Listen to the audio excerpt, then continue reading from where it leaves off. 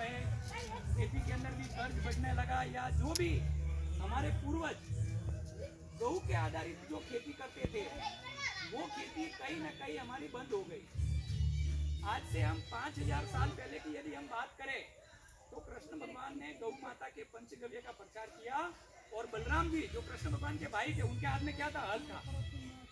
उन्होंने कहा कि बैल से खेती होगी, हल के द्वारा खेती होगी, और ये जो गाय 5 चीज देगी। देखो हमारा ब्रह्मांड भी 5 तत्वों का है, पृथ्वी है, अग्नि है, जल है, वायु है और आकाश है। हमारा जो शरीर है, हमारा शरीर में भी 5 चीजें हैं। ये पूरा वैज्ञानिक दृष्टि है, मैं धार्मिक आधार तो है लेकिन वैज्ञानिक दृष्टि से भी मैं कहता हूँ हमारे शरीर में 5 तत्व है। एक तत्व भी निकल जाता है तो शरीर का प्राण, हमारे शरीर में वायु है, हमारे शरीर में अग्नि है, हमारे शरीर में जल है, हमारे शरीर में आकाश है, हमारे शरीर में पृथ्वी है। ये 5 चीजों से हमारा शरीर बना है। पृथ्वी है तो क्या, ये चमड़ी का भाग, ये पृथ्वी है।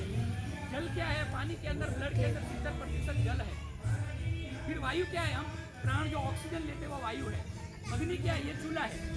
ये चूल्हा जब तक चलता है तब तक शरीर में प्राण है। ये चूल्हा बुझ गया, राम नाम सत्य हो गए। कोई आदमी की मृत्यु होती तो क्या होता है? अपन हाथ लगाएंगे, कैसा होता है उसका शरीर? बर्फ जैसा ठंडा होता जाएगा। कभी आपने देखा है किसी की मृत्यु हो गई और उसका शरीर गर्म है?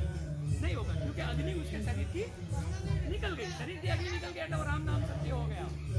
तो जल है, वायु है, ये जो आकाश है, ये हमारा ये जो है, ये आकाश तत्व में गिना जाता है। डायरेक्ट ऊपर के साथ अपना कनेक्शन होता है, हम जिस किसी भगवान को मानते हैं। तो ये 5 तत्व से हमारा शरीर है।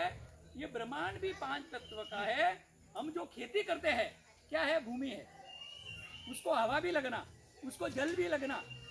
तो वो खेती के अंदर हमारे यहाँ भारत देश के अंदर मौसम भी, बारिश के समय के अंदर बारिश आता है, गर्मी के अंदर गर्मी चलती है, सर्दी के दिन के अंदर सर्दी चलती है।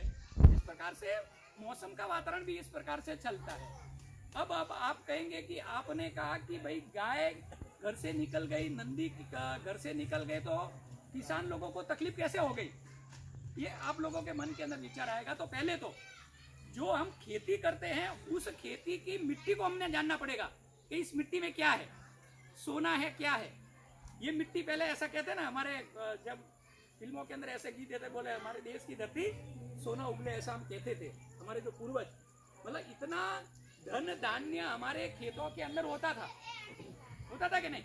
लेकिन वो कहीं ना कहीं जो हमारे दादा परदादा जो करते थे उस चीज को हमने भुला दिया, और हम जो फॉरेन लोगों का जो यूरिया है, DAP है, और वो मतलब वो थोड़े समय के लिए चीज तो अच्छी अपने को लगने लगी, खेती भी थोड़ी अच्छी होने लगी, लेकिन क्या हुआ? उसके अंदर खर्च ज्यादा बढ़ने लगा।